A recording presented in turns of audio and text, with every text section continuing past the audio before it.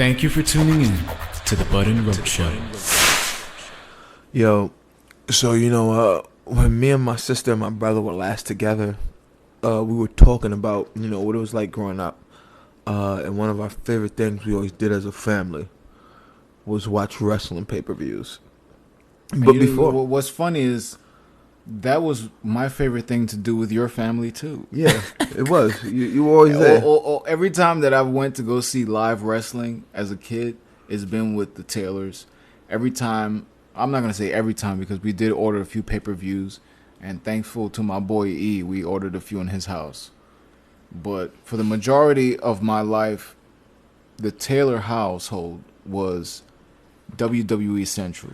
That was the WWE app. The funny thing we were talking about, we were discussing it was the way we went about how my dad knew he could milk us for the pay-per-view. We knew he wasn't going to miss it. He held it over our heads. And I'm pretty sure we discussed this on a previous podcast, maybe. And it was y'all want to see the pay-per-view? This house better be clean by the time it start. If it ain't ready by the time it start, a half hour before, then y'all better make sure everything ready. Knowing damn well that he wanted to watch the shit too. He wanted us to make sure he could be relaxing already and not rushing. Because my mother wasn't going to let him order and watch it in the room. He was going to watch that shit in the living room with us because she was going to go watch TV in the room. So it was the ultimate scheme. It was, man. That's how you get your kids to clean the living room. That's how you get your kids to clean the bathroom. To do their chores that they didn't do all week. That's how you do leverage. You let the mess build up and then you give them a countdown to something they want to do to get it done. But it was worth it, though. It was well worth it because we got to experience some of the greatest moments, if not, there live, at least watching it live on TV, on television. And they were some of the greatest moments of our childhood, of our adolescence. I gotta just make a quick point. We've gone to see live wrestling, and I much rather watch it televised to hear the announcers. I do. Like the last one that I went to was probably like a year and a half ago. I went to NXT in Madison Square Garden with a group of people that I went to elementary school with. And not hearing the announcers was annoying to me, especially because it was only at the end of the show that I realized that Shane McMahon was sitting front row. You're not paying attention to things like that. If the cameras aren't, like, you can't see that shit. They would have been pointed that shit out in the beginning of the show, and I would have been like, "Yo, fucking Shane is here, bro! Like, what the fuck?" Yeah, and then you see those guys, those old guys that go to the football games and they have their little portable TV with the headphones on. The guys that still, my Uncle Farris, when he goes to baseball games, he still takes. Well, I haven't been with him in a baseball game in quite some time, but when I was a kid, when Shea Stadium was still open, I missed that stadium so much. Yeah, my God, Citi Field's been open 10 years. It opened in 2009. It's 2019. Time. He would always have always have his Walkman or something that had AM radio, so he could hear the play-by-play and everything at the same time.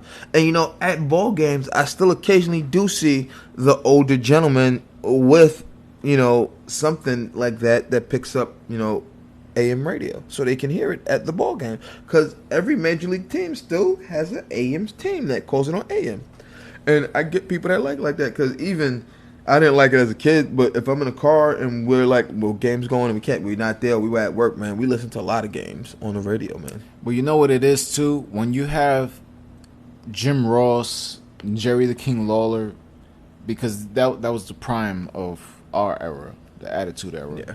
Those were the voices that dictated the matches. Michael Cole, Coach, those guys were okay, Like JR and the King. That was the dream team. That was the best right there. That was the best announcing team we got for calling wrestling.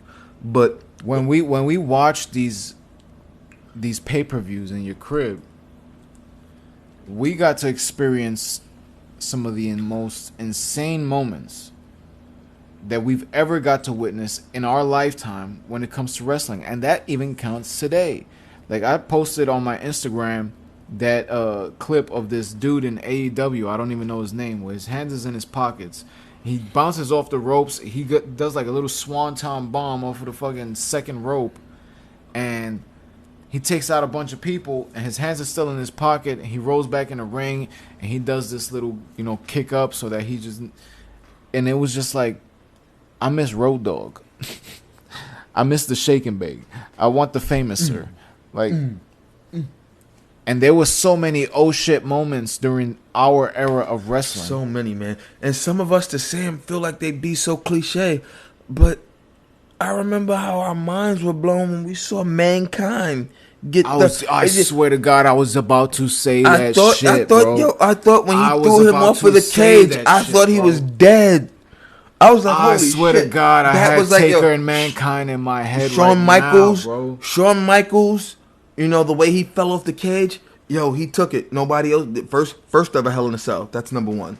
But the way the little elbow dropped through the table, that's cool. That's from a height. But the way Taker just straight, you know, tossed him That off. was the debut of Kane. The first one. The first Hell in a Cell. The Yeah. debut of Kane. Yeah. And Michaels took that match. Yeah. But After all the bullshit, after falling off the cage, and I swear to God, I feel like Mick Foley saw that shit and he said, "Yo, I gotta murder this dude, bro. I have to take. I gotta fuck this guy in the fucking." And we got the right legend now. of Mick Foley, man. It's like the oh my god moments. It's like the first TLC match at what was that? That was WrestleMania 15, right? No, that was WrestleMania 18. The first TLC match. 18, I want to say. It's either 17 or 18, the first TLC. Was that the triple threat match? Yeah. Dudley's, Hardys, Edge, and Edge, and Christian. And not even, I'm saying the first TLC match. No, the first TLC match, I'm lying. That was the TLC match at WrestleMania. The TLC match at, when Raw first came, when Raw went to TNN. That was the first TLC match.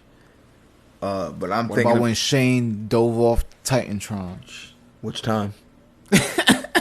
Steve Blackman. When he got hit in the back and just felt like, yo. That was just like, you got to understand something about Shane McMahon. And he deserves at least 30 seconds. He took some bumps. This man was born rich. This man didn't have to do any of this shit. This man is less bougie than Triple H. He grew up idolizing these men. His granddad, the people he grew up around, like he idolized that shit, man. And when he had that match with Kurt Angle, and they botched him Oh going my through the God. glass, He kept dropping him and on his he head. just kept That was dropping so his. cringe. Oh my God! Like him going through the glass is a oh my God moment. But the bigger oh my Oh God my moment was it took like God. 4 or 5 tries. And Kurt kept doing it because he's not gonna stop. We gonna break this motherfucker. We gonna break. Kurt ain't gonna stop with that And one. he was like, Shane, and you know he has to be asking him every time he's picking up, yo, you sure you could do another one? And Shane's like, yo, we ain't go through it. Shane's like, we ain't go through it. We ain't go through it. Let's go. Like, it's like, yo, it's like that, yo, like, it's even, what match was it when he did the elbow dive across the ring from post to post? When the elbow dive onto the steel cage. Was that when he was fighting Vince?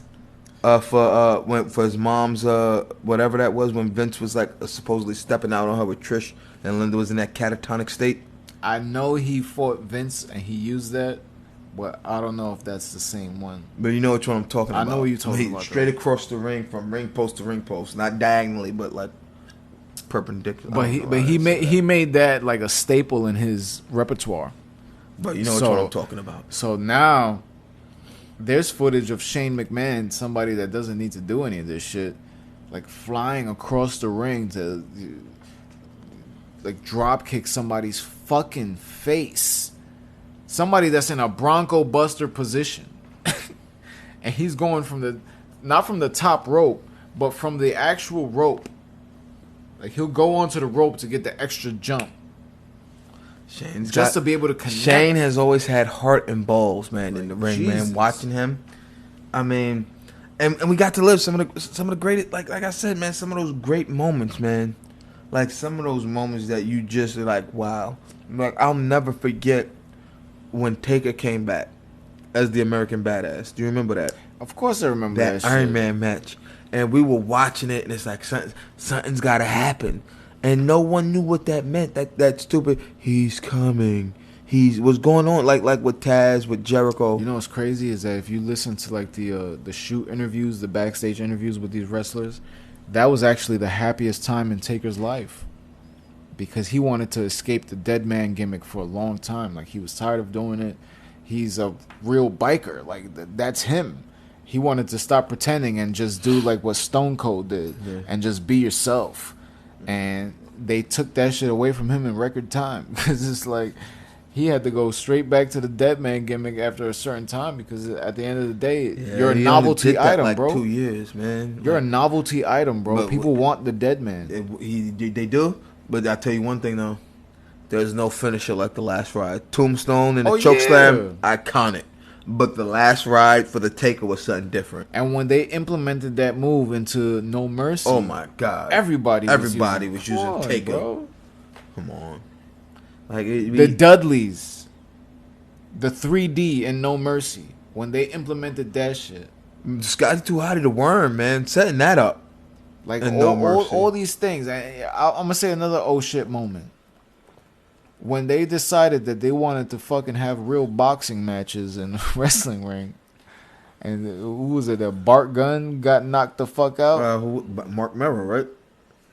Either he knocked Mark Merrow out. No. Bart Gunn got knocked out by Butterbean. Butterbean. Got Butterbeans running the fucking. Yo, who was slipping people Mickeys at the writing meeting for that one?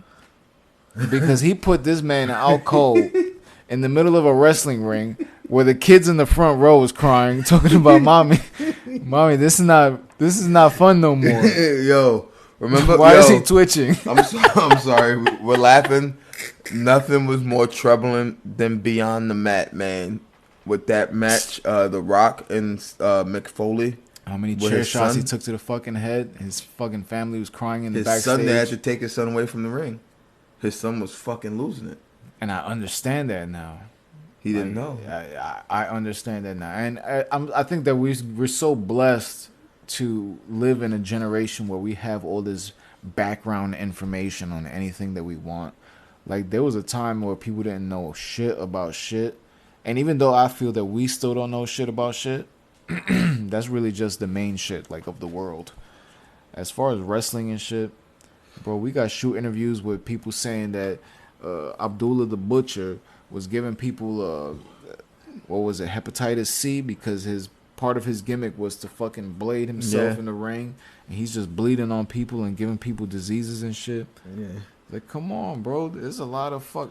Did you see the video that just came out probably like a month and a half, maybe 2 months ago, where the fucking indie wrestler took a fucking brick, one of them concrete bricks, and just threw it at the other wrestler's head that was outside of the ring? No. And that shit just knocked him out cold? No, I did not see that, man. That's fucking nuts, man. But right now, if you have to list your top oh my god moment you saw live, what was it? Live? Live. Watched at the venue? No, watched on TV, so that you witnessed live.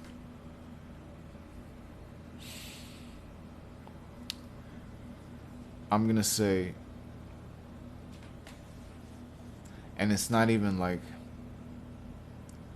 a move. It was when The Rock returned. When Vince McMahon was in the ring, he said, "The he that you said is not Stone Cold Steve Austin, then who the hell is the he you're talking about?" And when that music hit, and that crowd went nuts, it only reaffirmed what I've done with my life and what I'm trying to do. Like, I need that. That to me, that was the heroin, bro. Mine, and it's because I was there. And even though we knew it was coming, the way they dragged it out, it made us wait till the last minute, which we should have known was gonna happen. But we weren't prepared for it. But the way they played it, man. When Triple H came back from his quad injury at the Garden. I remember that. That was my birthday. That was my dad's birthday gift to us. He got us tickets to that Raw. And I remember telling everybody in school, "Yo, I'm going to Raw." No, you're not going to Raw. Like, all right, bro. Like, watch it. Like, I told mad people, like, yo, like, my pops always gets tickets.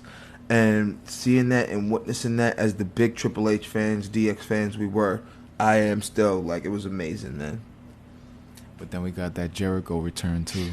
We got everything. The Jericho debut. Yeah. You can follow us at B&RS, man. You already know.